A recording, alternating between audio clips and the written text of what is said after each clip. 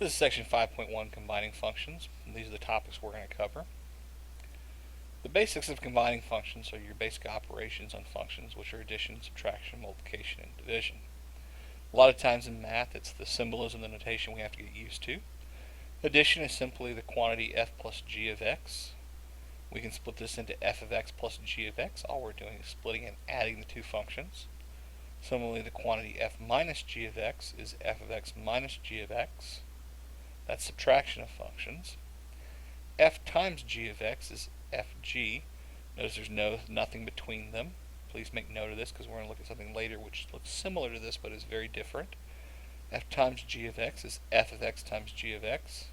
And f divided by g of x is simply f of x divided by g of x. And again, we insist that g of x not be equal to 0. Let's look at an example. Let's look at f plus g of 2 if f of x equals x squared plus 6x and g of x equals 2x minus 7. We have two options here. We can either figure out what f plus g of x is first, and we know f plus g of x is f of x plus g of x. F of x is x squared plus 6x. G of x is 2x minus 7. When I combine those, I get x squared plus 8x minus 7. So f plus g of 2 is just this equation evaluated at 2. So 2 squared plus 8 times 2 minus 7 is 4, plus 16 minus 7 is 13. We could also split it up, and to figuring out the f of x plus g of x first, we can just do f of 2 plus g of 2. F of 2 is 2 squared plus 6 times 2, which is 4 plus 12, which is 16. G of 2 is 2 times 2 minus 7, which is 4 minus 7, which is negative 3. And 16 minus 3 is 13. A lot of you may say, well, why don't we just do it this way on the right? Sometimes this way on the left is actually much simpler. It allows you to actually work with the functions quicker and easier. You really need to be able to do both methods. Similarly, we can do f minus g of 2. We can do the same thing. We can do it with this way with the f of x minus g of x. I will warn you, the one thing we have to watch out for on subtraction is we need to include the entire g of x function. We need to put it in parentheses or brackets, because this negative sign applies to more than just the 2x, it applies to the 7 as well. This becomes x squared plus 6x minus 2x plus 7. So we get x squared plus 4x plus 7.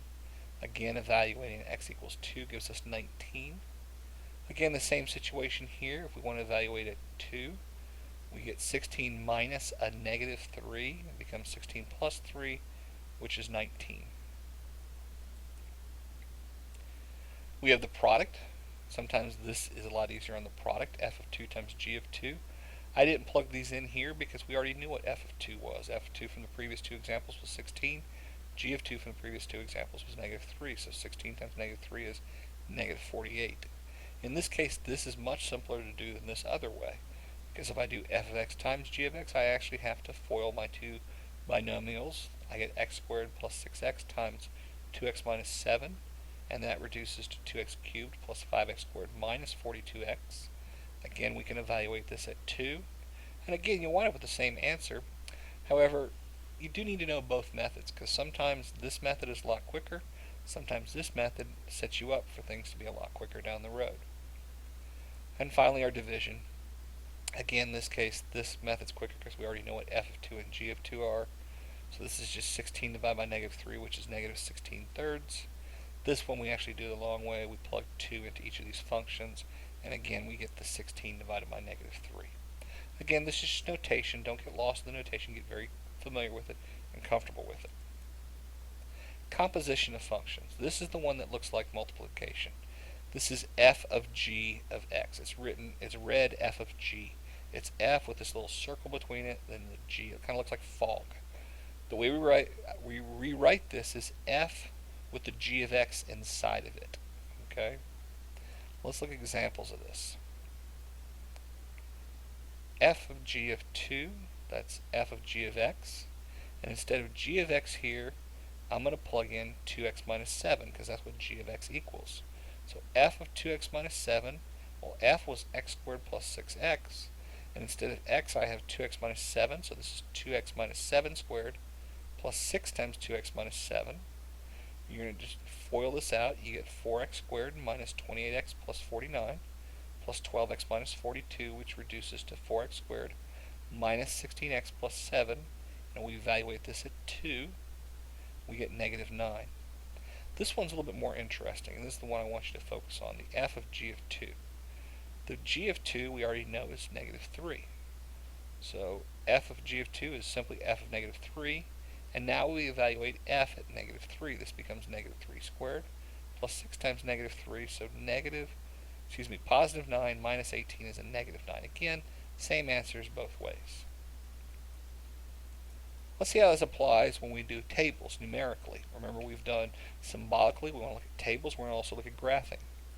Here are the functions I'm given, f of x, and I'm given various values of f of x, and here are my values of x. I'm given x as 1, 2, 3, and 4. The corresponding f of x values are 4, 3, 2, and 1. G of x is 2, 1, 4, and 3. And we want to fill in this table. Let's start with a few examples. F plus g of 2. Well, f plus g of 2 is f of 2 plus g of 2.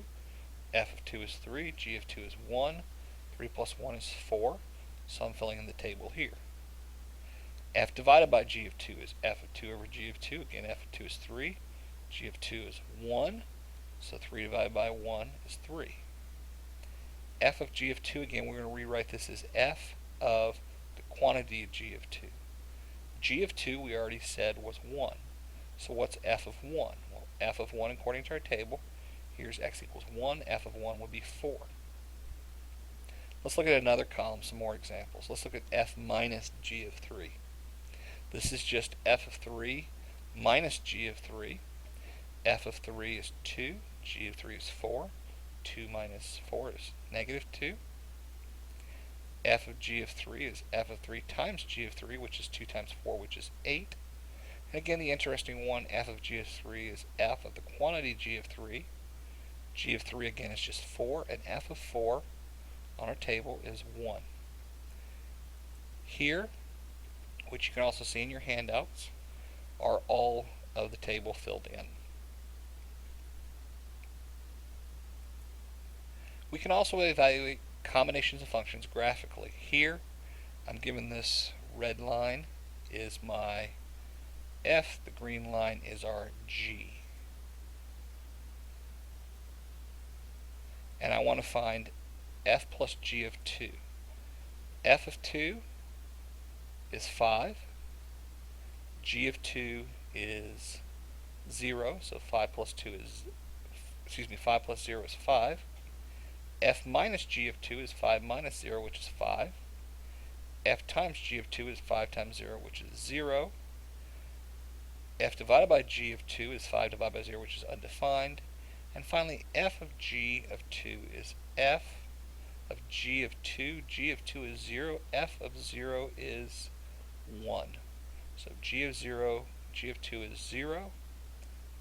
Let me rewrite this in here so we get a better sense of it. F of g of 2 is f of 0, which is 1.